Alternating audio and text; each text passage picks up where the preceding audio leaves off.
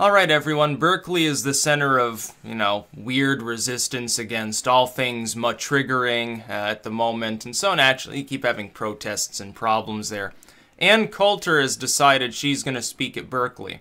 And originally they told her no, it's too dangerous to have views that people here might not agree with.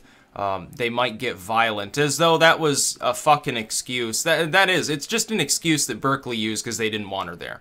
It had nothing to do with, oh, it's going to cause violence on campus. Well, then why don't you tell the fucking people there not to be violent? Throw them in jail if they're getting violent. I would think that would be a sane response. People have a right to speak.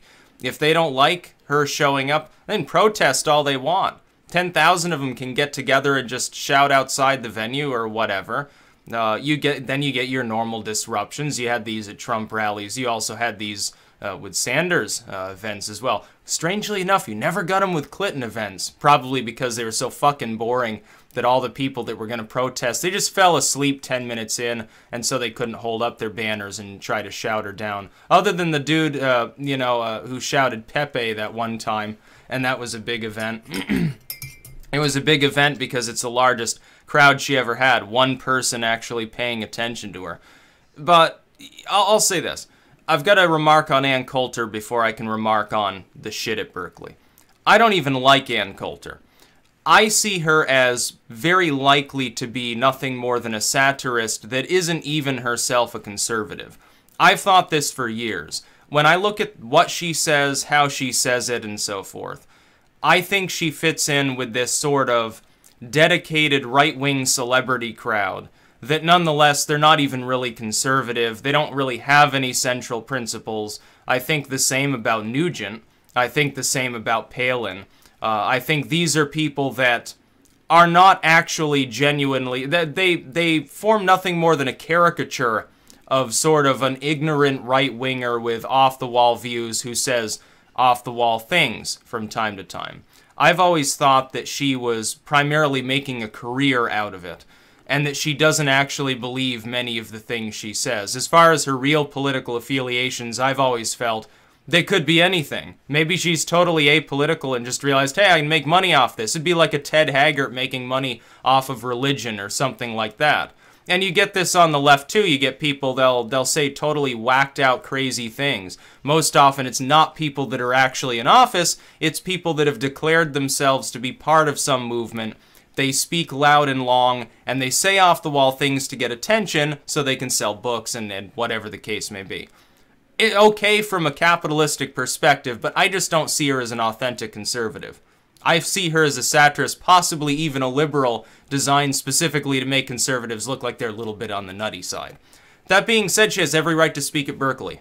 She has every right, if people there want her to speak, to speak. Now, everyone keeps, the admins at Berkeley, and the people who run the city there in Berkeley, and people who just, they don't like conservatism or they don't like Trump or whatever, they keep fixating on, well, the rights of these people who don't want to hear her speak, the rights of people who think that she and Trump and all these other folks are totally evil. What about the rights of people that want to hear her speak? See, the right to freedom of speech does not include the right to shut down the speech of people that you happen to disagree with. Howard Dean comes out yesterday. Former governor of my state. You'll know him best as that dude who derailed his presidential campaign by screaming like he was a total fucking moron up on stage, even though at the time he was arguably competing for frontrunner. He was seen as one of the most viable candidates during the fucking race. Then he starts rambling and raving and screaming, and of course then things began to fall apart. And good, by the way, because he was a miserable governor in this state, he would have been a miserable president. He would have been totally whacked, a total corporate neoliberal, only with a self-indulgent, strange streak to him that makes him even less tolerable than like a Clintonian or something like that. Even worse than the Clintonians would be somebody like Howard Dean. He comes out, tweets yesterday, hate speech is not protected under the First Amendment. Hate speech is not free speech. Bullshit, Mr. Dean. You're completely and utterly wrong. He's pretending to be a member of the judiciary. I guess the idea is that the left, the neoliberals, which co-opt the progressive movement, most of these people protesting, they're a bunch of fucking far-left progressives. They have little in common with, like, the Clintonian Democrats. But the Clintonians for a long time have made big issues over the same things the social justice warriors rant about, because they want them to vote for the glorious progressive Democratic Party. Oh, haha, our candidate supports every war under the sun, wants to give tax breaks to corporations, but look, Trump is Orange Hitler, or something like that. That's what they've been doing for years and years, and they've actually managed to pull the wool over the eyes of some of these people. You've got some people, they're like teenagers. You know, they're listening to like rap music or something, and they're listening to politicians who were born in fucking, you know, the 30s and the 40s. Oh wow, how cool and revolutionary. Bernie Sanders, Hillary Clinton, Elizabeth Warren, all these, like, you know, people, they're so far out of touch that they're rich, usually. If they're not rich, they're at least on the wealthy side. Most of them are total sellouts to the war complex. Oh, how it's going to be a glorious revolution against evil Trumpite ideology. No, it's not. It's just a freak show. And that's all it will ever be. She has a right to speak there, and her opponents have every right to. They have a right to march. They have a right to protest. They have a right to organize. They can distribute literature and do whatever the hell you want. You know, you're on campus. You don't like Ann Coulter. You can choose to not listen to Ann Coulter and just ignore her. You know, that might be a good response, considering otherwise the media is reporting on it every fucking day. I don't think any of these people are smart enough to have ever figured that out. You can hold a counter-protest and say, oh, well, we think she's evil because X, Y, and Z. We don't agree with this because X, Y, and Z. We find her an objectionable person because of X, Y, and Z. You can hold your signs. You can have a counter demonstration of sorts where you have people speak and see how many people show up. Then maybe you get twice as many people. You can draw a contrast or something. None of them ever thought of this. They just want to start fires in trash cans or crack into the venue and start beating people up. Real intelligent, wonderful strategy, number one. I'm sure that people watching on even the corporate news will be very, very endeared to what you have to say. Oh, wait, you're not actually saying it. You're just burning things and throwing M80s at people. Okay. Makes total sense to me.